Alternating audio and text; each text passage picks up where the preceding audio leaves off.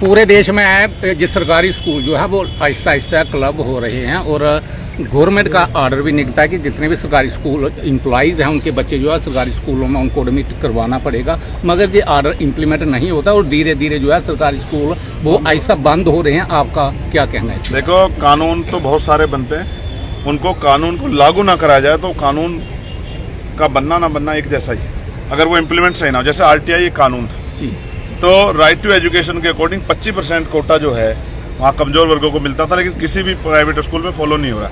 दूसरा जो हमें तो बाबा साहब अम्बेडकर को मानने वाले हम लोग हैं, हमें तो एजुकेशन को हथियार बताया गया है कि यही एक हथियार है जिससे हम अपने जीवन में तरक्की प्राप्त कर सकते हैं। जब तक पढ़ेंगे नहीं तब तक तरक्की कैसे करेंगे?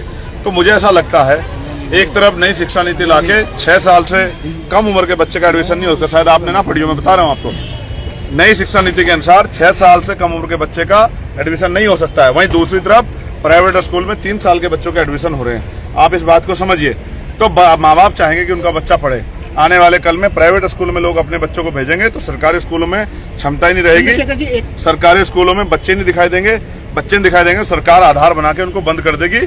इससे टीचरों की नौकरी भी खत्म हो जाएगी और सरकारी स्कूल भी बंद हो जाएंगे। इसका सबसे बड़ा जो नुकसान होगा वो गरीबों को होगा, क्योंकि प्राइवेट में पढ़ाने के पैसे उनकी जेब में नहीं है और एक जो है नौकरियां भी कम होगी, तो पढ़े लिखे नौजवानों को भी इसके बारे में पार्लियामेंट में कोई एक्शन मैं लगातार उठा रहा हूँ। आपने अगर सुना हो, हमने तो नई पॉलिसी दी है, हमने नहीं दी है कि सभी के बच्चों को सरकारी स्कूल में पढ़ना चाहिए, चाहे वो मंत्री हो, चाहे विधायक हो, चाहे मुख्यमंत्री हो, राज्यपाल हो, राष्ट्रपति हो, प्रधानमंत्री हो, चाहे वो MP हो, चाहे वो सरपंच हो, चाहे वो प्रमुख हो, चाहे वो SSP हो, DM हो, या दरोगा हो, SHO हो, या कोई भी सरकारी पद पे बैठा हुआ व्यक्ति हो, उसको भी और किसान मजदूर के सबके बच्चों को सरकारी स्कूल में पढ़ाया जाए, जिससे शिक्षा समान हो और सभी के लिए बराबर हो।